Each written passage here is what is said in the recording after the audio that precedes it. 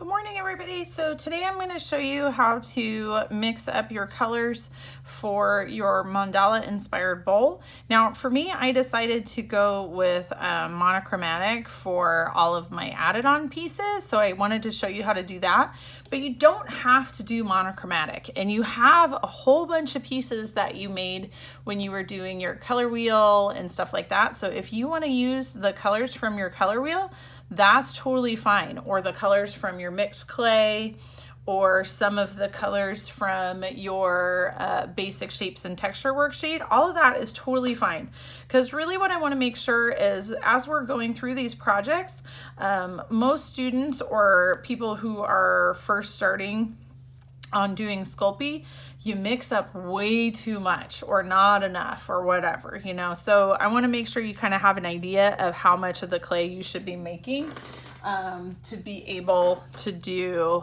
the size bowl that we were going to do in class. So like I used these colors for the inside purple, and then the yellow was a mix of the white and yellow. Now for my background slab for my white and yellow, when I mixed that up, like once you open the package, this clay doesn't dry. You have to bake it to make it hard. So, you know, you can leave it open. If you want to keep it in a container or something, that's fine, but you can just break it apart. So for my yellow, I used one block of this. And when I did my yellow, I pulled off one of these pieces and I only used this much. Now I realize this is white and purple and I was talking about a yellow, but this is how much clay I used to make this entire base. Because we're gonna end up adding on a whole bunch of other clay, so we don't need as much as you might think for the bottom. Okay, so now for mixing up these actual colors, you're really only gonna need one chunk of this stuff and one chunk of that stuff, whatever colors it is that you're choosing from, to make all of this. Now for this one, I did use a little bit of black, so you would need to get a small chunk of black. But when I mixed up this purple, I took just about this much purple right here, and I just added on the tiniest bit of black. So like if this was black, this is how much I mixed together to make this really dark purple right here. Now it's kind of the opposite for the white. So usually what I do is I'll take a chunk of my clay. So like right here, I took this much of my purple, and then I'm gonna take a similar amount of my white, and that's gonna make one of my middle colors, right? So I'm just gonna take those two pieces that I chunked off, and I'm just gonna blend them together. And it's just like you did in the color wheel worksheet, where you're just making a lighter version of your color. Now I know you don't have a purple in your bag of stuff. I realize that, but my favorite color is purple, and I bought this with my paycheck money, so I'm using this purple. You can create a purple if you want, like you did in that color mixing. So it's totally up to you, but you can see how I'm just mushing it around and it's starting to make the marbled clay, but once I keep going, it'll start to even out.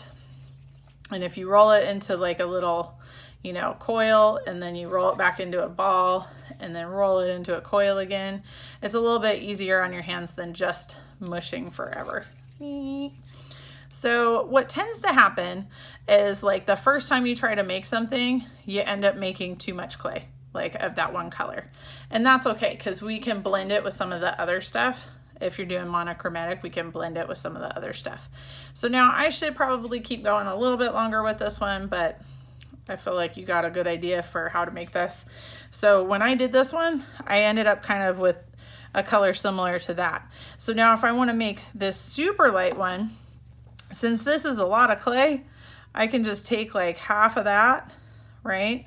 And I can take another chunk of white and I can add the white to this one and that, and I can mix that up, and I can keep adding white to it if I need to until it looks different from this one, right?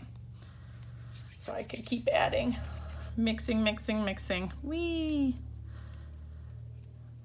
You know. But you get the idea, right? So now if I look at this once it's all mixed and I'm like, oh, it still looks like this one, then I'm gonna save part of this because I can add some other stuff to it, but I'm gonna add more white.